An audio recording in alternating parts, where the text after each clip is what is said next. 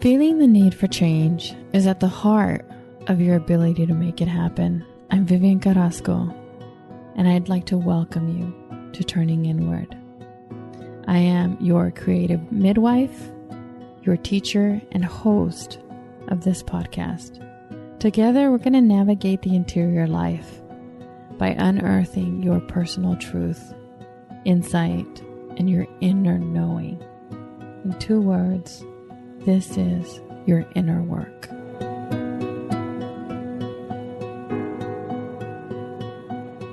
Hello there. I have a question for you today. Have you ever asked yourself if there's a better way to live? Have you ever wondered if you could be better, you could do better? If you have, then my hunch is that you're moving above the line. And I'll explain this little theory in just a little bit. But this episode is a conversation with you to kind of give you that nudge. You know, maybe you're ready to wake up and change. My hunch is that you are, because you're listening to a podcast called Turning Inward, and it's all about the inner world. So that could be a clue. The reason for waking up to change, the reason for wondering if there's a better way to live, is because when you bring something into your awareness, it permits, it allows for there to be choice. And for me, even more important than choice, is it allows change. It allows a transformation. It's a way for you to wake up and make, literally create, design a different way for yourself. The really cool thing about this is that you already have everything you need to do that. There is nothing missing. And trust me, I could do thought work with you on every single if only, then I would, could, would, should. There is no if only. You're the only thing that stands in the way between you and your freedom to choose, freedom to live, instead of freedom from. I think there's one thing that I figured out so far in this life of mine is that we don't get to call in. My family and I play spades, and for some reason that's coming to mind. You don't get to buy. You don't get to like pass on pain. But you can decrease your suffering. Totally within your control. And I'm having this conversation with you because there's a research, or there's writing, or there's a nurse who did a lot of work with the dying. And the greatest nugget of information that came from that is that our greatest regret at death is that we didn't live true to ourselves. So when you wake up and you see more clearly, you'll notice what's actually there. You can love what you see with compassion and acceptance. It takes training. I wrote down that it is 21st century training. Pretty fancy, huh? But you start to use your mind, your attention, to change your brain.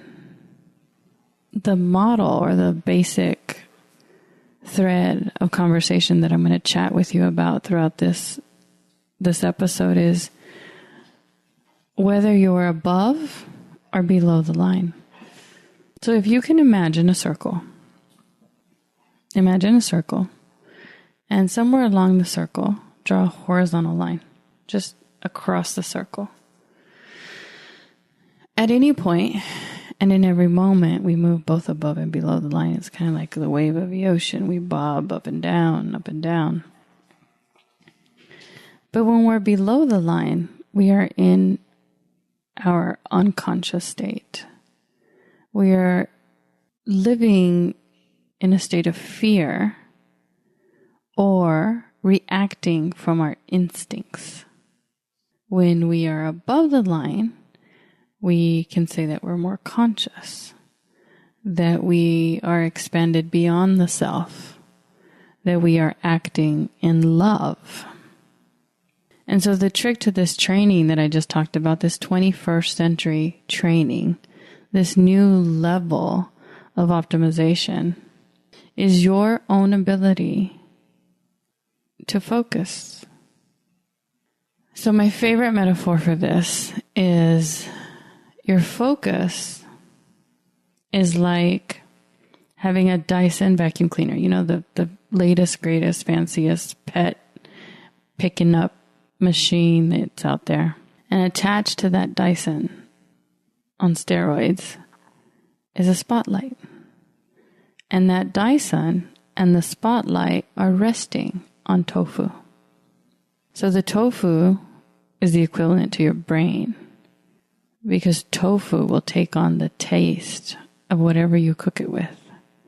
So wherever you're resting is where you will impact your brain. And the spotlight is your attention.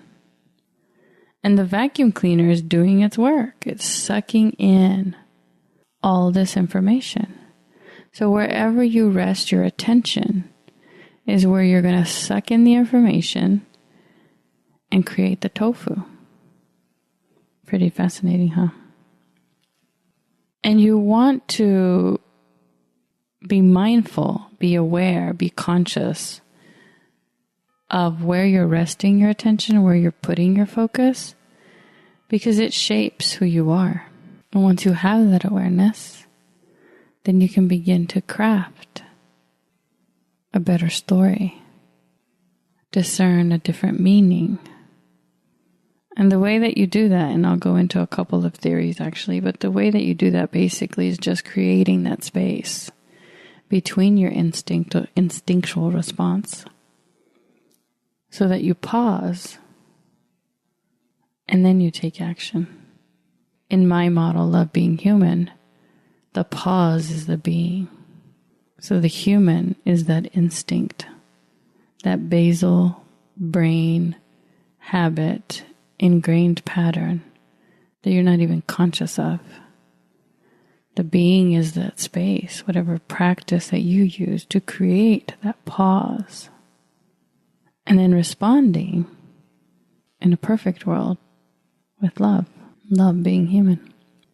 So you receive a signal, and then you have a behavioral response. That instinctual behavioral response is your default mode.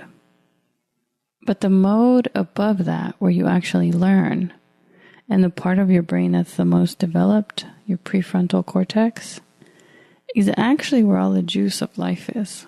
Where the creativity, where the collaboration, where the innovation, where the deepening of our relationships are. It's all in that prefrontal cortex. The only thing that's in our instinct is survive. So if you want to change a core pattern, if you want to change an identity, you've got to learn a new way of being. The only way to learn is to move into prefrontal. How do I do that, you might ask? Well, I'm going to tell you. I'll give you some more insight. Share a story or two with you.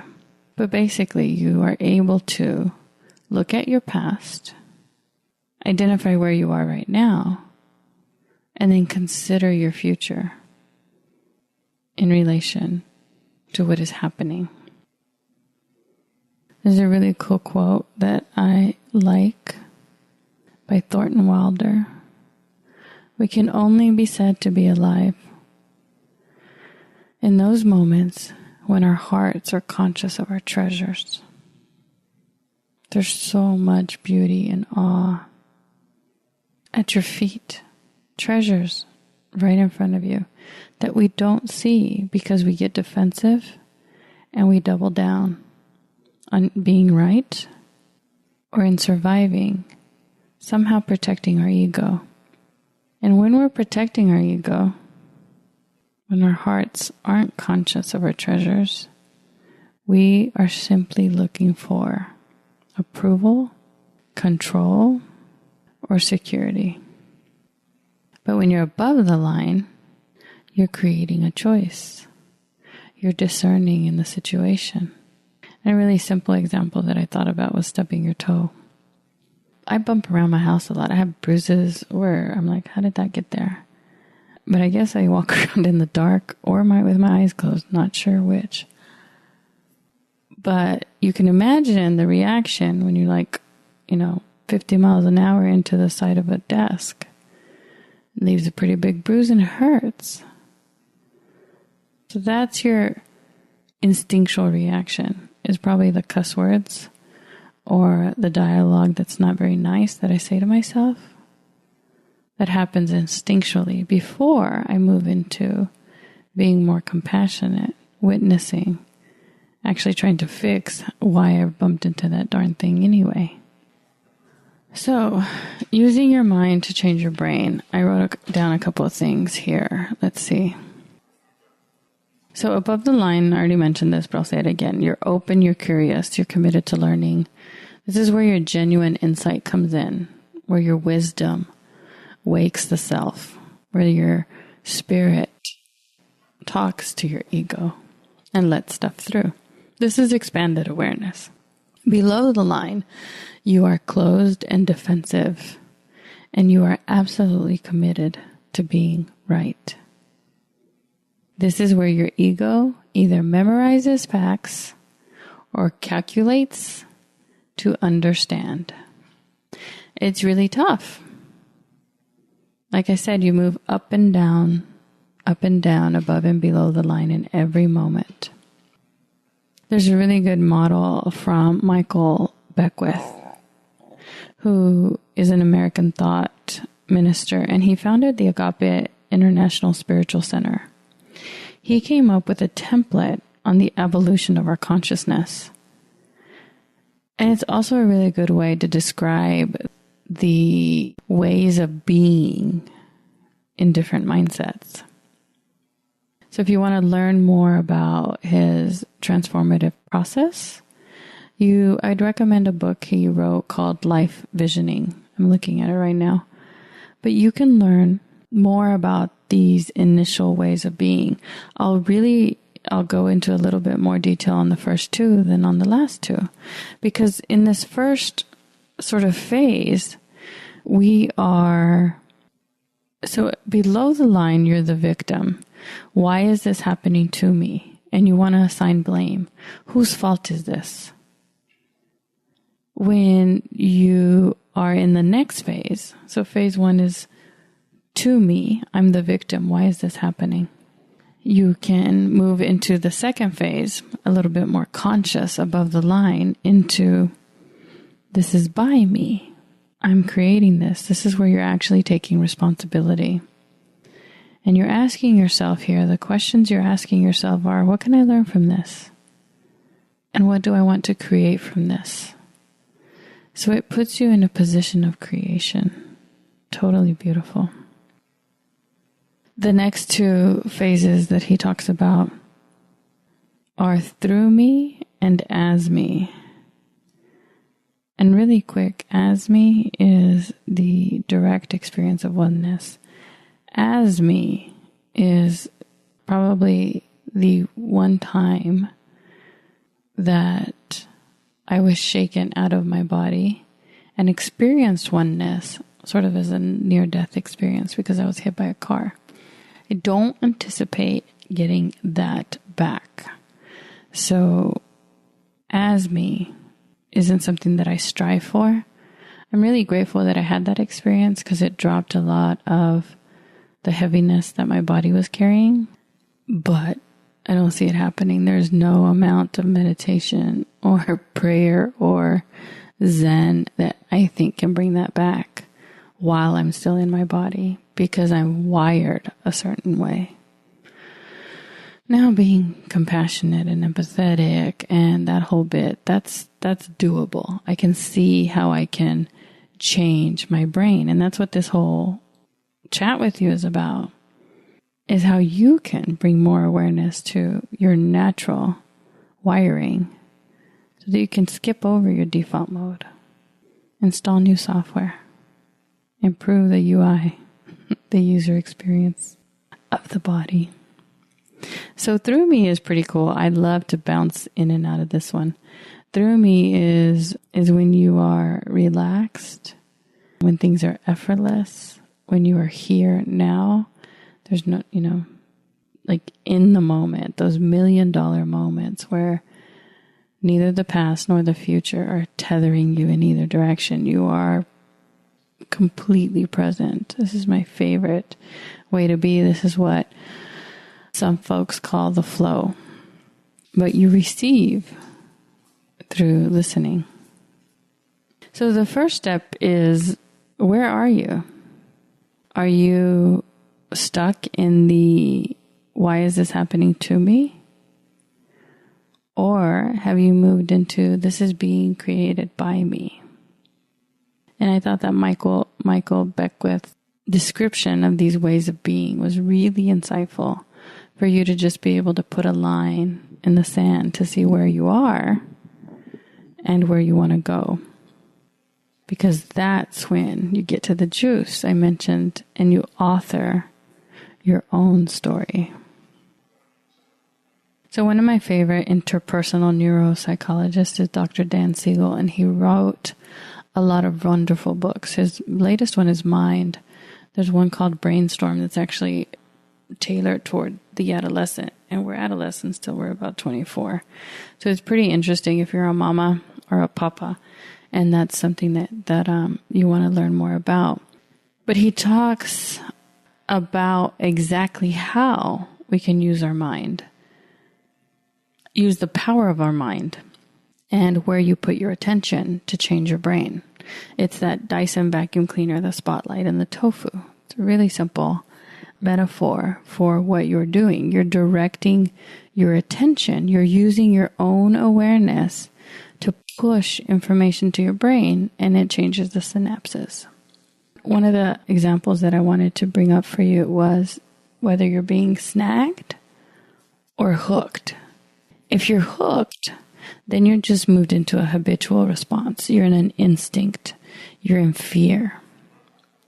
If you're snagged, and this is Dr. Dan Siegel's way of describing how you harness the power of your mind, it's to stimulate neural activation and growth. So you focus your mind in very specific ways to alter your brains and your personality. So you might have thought that your personality is what it is, and you do have sort of a default state, but you can change the topography of your state so that you can change your traits. So even though I don't know if I was born or if I grew up or if I had this just natural inclination towards, well, I'll tell you a story. But I want to tell you that it's doable. That if your default is a little more cynical or sad or any way that you don't want it to be, you can change it. I had, just say I won the lottery. I've always had a really positive outlook. Like I've always seen the potential in things from a very young age. And those are the gifts that I use today, every day, because they've been honed over my entire lifetime. Not just sort of the navigating between relationships, because we had like a ginormous family, but just noticing things and then seeing where there was an opportunity to change it. So my mom was divorced and we lived in, I don't know, I would call them projects. They, were like assisted. Forgot what the term was. But anyway, I was in junior high and my mom had just had a baby my little brother, I asked her, where do you see yourself? This life visioning, this creating, what do you want for yourself? Even back then, I was always doing this sort of life coaching thing. Like, what do you want to do? What do you want to create? And she told me. And I have no idea how I knew it or why I even suggested it. But even then, I told her, I'll help you. You can do this. You'll go to school. I'll go to school during the day. And you'll go to work at night. And I'll take care of Ronald. This is my little brother. And you'll work your way in this career path like I had already identified. Like, I think it was a nurse's aide. Like a nurse's aide, and then I think an LVN comes first. Back then I knew. So take all these steps, and then when you get to nursing, you'll be able to do what you want, which is have a life that you can support Ronald without worrying. I don't know where I got that from. And I used to do weird stuff like that all the time, and it's only gotten weirder. But I had a natural tendency for that. If you don't have a natural tendency for it, you can train yourself, because I am actually even training myself I'm fine-tuning it even more, so that my states, that bouncing from the, Beckwith called it the through me and by me, I don't fall too much in the to me, in the victim stage these days very often, but I'm bouncing between the by me and through me. And in order for things to move through me, I have to surrender. So wherever you are, you can get to the next level. It's a skill. There is nothing that is holding you back but yourself and learning how to do it. So the very first step, the very, very first one, is just knowing when you've been hijacked by your brain, when you've been fooled. This is a hard one. It's easier, but it's still tough. It happens all the time. And the easiest way to determine whether or not you've been hijacked is to look at your situation and determine whether it's a story or it's reality. And this is going to be kind of tricky because we're pretty safe. I mean, we just are. And so when we're worrying about things, we're not in actual danger. So danger or fear or real fear, like the fear that a dog can understand, is a present and immediate danger. Like someone is holding a knife to your neck or you're about to fall off a ledge. These are real dangers. But what happens is we mentally think of a situation in a way that makes us feel frightened or feel like we want to fight or feel like we want to freeze or flee or faint. We are surviving. And the only way to move out of that initial step of victim, this is happening to me, why is this happening to me, is to relax and to see what's really in front of you. Because the only way you can learn, the only way that you can heal, is when you've moved out of that basal brain and into the prefrontal cortex, when you're using the most advanced pieces of your brain. So you can ask yourself, is this real? Is this immediate? Am I in danger? And if you're not, then there's a story there. And that story can be looked at with a magnifying glass to see what's actually there. And you'll move from this surviving mode into more of a thriving mode. From reacting to things, like not even realizing all the information that's here, or being able to discern before you make a choice, you're just reacting, to being able to respond to something. And my strategy, it's not, I'm not sort of a follow the leader or there's a blueprint to this, but the way that I move individuals and groups through this process is first internally. That's why this is called turning inward, because you have to take your own, a look at your own self inside and see where those stories are. Once you change, then your relationships between other people will change. And unfortunately, I see a lot of people get stuck in sort of looking outward, pointing at someone else and thinking that that person, whether it's your boss, your boyfriend, your husband, your wife, your sister, your brother, whoever it is that you're pointing the finger at, blaming for your misery, it's not going to work. Like, you have to turn inward towards yourself, see where your stories are, see where you're in fear, and begin to move yourself above the line so that you can see what's actually there. And once you see more of what's in front of you, once you can see the grains of sand in the beach, then you have more information to make better decisions with. So listen to yourself when you're having a conversation in your head first. Because usually we'll say things in our heads that we would never say out loud. Are you trapped? Are you in some old pattern, some habitual trance? Or do you feel the freedom to respond? And that's how you begin. You just ask yourself. And if you're in the by me, where you're creating, then you're feeling curious. You're accepting the situation in front of you. Maybe sometimes with gritted teeth. And you're moving forward in love. So I hope this has been helpful. And it's given you some tidbits to just sort of chew over. As you decide what kind of 21st century training you're going to take for your brain, like mindfulness, expanding your awareness is the next level of the gym. It is what will bring you real fulfillment, true meaning, a purposeful direction. But you've got to look in first. It's been my joy to sit and chat with you. And I look forward to hearing your questions and seeing how this resonated. Much, much, much, much, much love. Talk to you soon. If something needs to change and you don't quite know what it is yet, tune in and turn inward.